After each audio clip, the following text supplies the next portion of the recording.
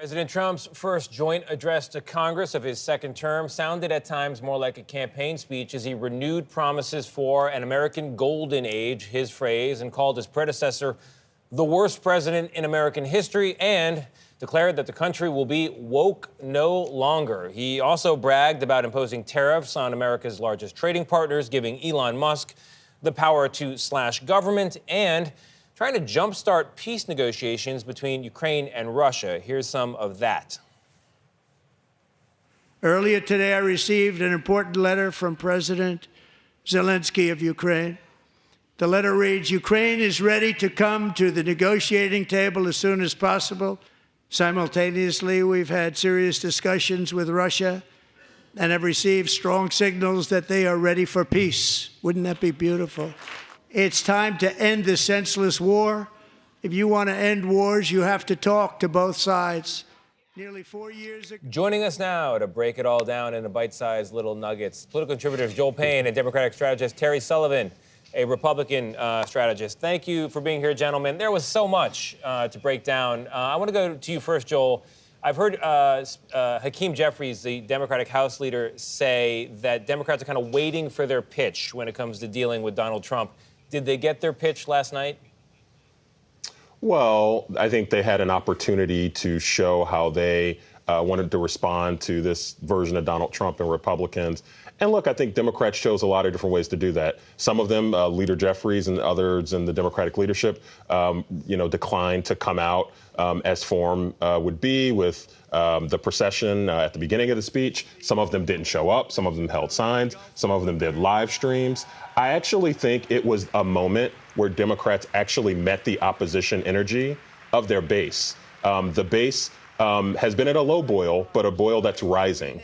And I think that they have been disappointed and dissatisfied with Democratic resistance to Trump, Democratic elected resistance to Trump. I actually think you saw a lot of exhibitions of that opposition last night. And I think that will register well with the base. I know that might not register well with some others in the middle of the country, but that wasn't for them. That was for the folks in their base that want them to fight. So you could feel the tension just coming through the TV last night between those two sides. Terry, our polling shows that what Americans want, most of them, is for Trump to focus on the economy, on inflation, and they don't feel like he's making that enough of a priority. He didn't focus too much on it last night. Did he miss an opportunity? No, he did focus on it. Look, cutting government waste is the single greatest economic threat to the United States. Our out-of-control spending is a huge issue for the American economy and for the American national security. And so we spend 25% more than we bring in as a country every year. So the point is that is an economic issue. He talked about inflation and prices and the price of eggs. He talked about tariffs and how we're going to feel some short-term pain, but how it's for long-term gain. So he did talk about these things. Just not in the way that some on the left want him to, but he has a prescription for this, and he's following through on it. And I've never seen, in recent memory, a party so unified behind its president. I guess, Joel and I were talking about it. Obama, the Democrats were as unified then, I think. But it's been a while since there's been a president who's had his party so unified behind him. And we saw it in the polling the polling that CBS YouGov did, that over 70% of the people watching supported what he said and approved of the speech. Republicans are absolutely united against the 350-year-old man. That's for sure. Joel, there was nothing, talk about united or not, there was nothing in the speech that Democrats saw fit to stand and applaud, not even the little kid who was sick, who became a Secret Service member, not the Lake and Riley Act, not the capturing of a terrorist responsible apparently for, or allegedly for, the Abbey Gate bombing. Is that a mistake to just, there are certain things that Americans should all agree on, and Democrats didn't seem to agree.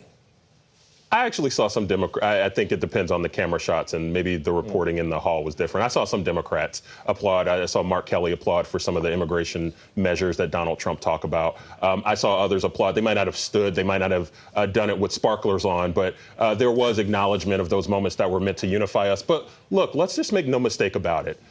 This is an existential crisis for millions in this country. And I think that, unfortunately, the pageantry that Donald Trump and the showmanship that he tries to put forward, yes, it's a trap that he is designing for Democrats to fall into. And they do a good job of that. The signs. I mean, the signs were a bit ridiculous. I think Republicans do a good job of laying those traps for sure. But I think what Democrats, the assignment last night was to keep the main thing, and was to focus on the fact that Donald Trump is acting in unpopular ways. He has withered away all the political capital he had at the beginning of this term just 7 weeks ago. And I think Democrats wanted to show that. And that's going to be uneven at times, but I think it was effective for what they needed to do. Joel, do you think that there were any... Oh, go ahead, Terry. Well, I was just going to say, I do think the signs were just a bridge too far. You're always going to have a few outliers, a few disrespectful members. That's been going on for years, and it is a shame on both sides when it happens. We remember the Joe Wilson thing. It's embarrassing. But to have an orchestrated effort when so many members, I agree with Joel that really was showmanship for their base of their party. I don't think it's helping them with swing voters, and it's not going to help Democrats win a national election with a sign that holds up that says lies. I mean, it's childish. Joel, you said something that struck me. You said Donald Trump's presidency is an existential threat for millions of people right now. Terry, it seems to me that the election result was because so many people feel it was an existential threat before. That's what they were voting on in the first place. Life was so bad for them that they were speaking out. Is that the fundamental contest here? What's the bigger threat, life as it was or life as it is now? Yeah, go ahead. Well, and that's why we have elections. And the thing is, the important thing here is that Donald Trump is doing exactly what he said he was going to do and campaigned on for years. Basically, for the last 4 years, he's campaigned on this. It's not like he's doing things differently. This is not, he said he was going to cut government waste. He said he was going to have trade tariffs. He said he was going to bring peace with Ukraine and Russia. He is doing those things. And I understand that some on the left, Joel, may not like all of these things, but he's doing what he said he was going to do, and he's doing what American voters, to your point, Tony, what American voters elected him to do. I don't know if I'm the whole left. I'm left-handed. I would just... You're on my right. Yeah, I would just say this.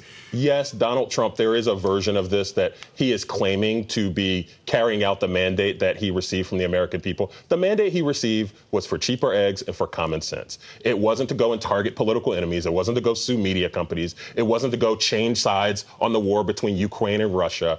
He is not actually following through with the things that most voters thought they were voting for. Yeah, he may have said things, but that's not why they voted for him. And I actually think it's a misread of what the American people sent him and Republicans to Washington to do, to act as if he has some bolder mandate than what he does. To be honest with you, Terry, you claim that Joe Biden misread his mandate. I'd argue that Donald Trump is misreading his mandate. Time will tell, but I think they have a big risk of doing that. Both sides often do it. Terry? So it's not a partisan thing. But Terry? Look, it's, yep. I apologize. We got to jump in. We got to pay bills here. We got commercial breaks. I love you both. I love the passion you bring. It's always insightful. So thank you. Joel Payne, Terry Sullivan, much appreciated. Thanks. We're not stopping, by the way. We didn't turn off the camera. We're going to keep going. The podcast. I know.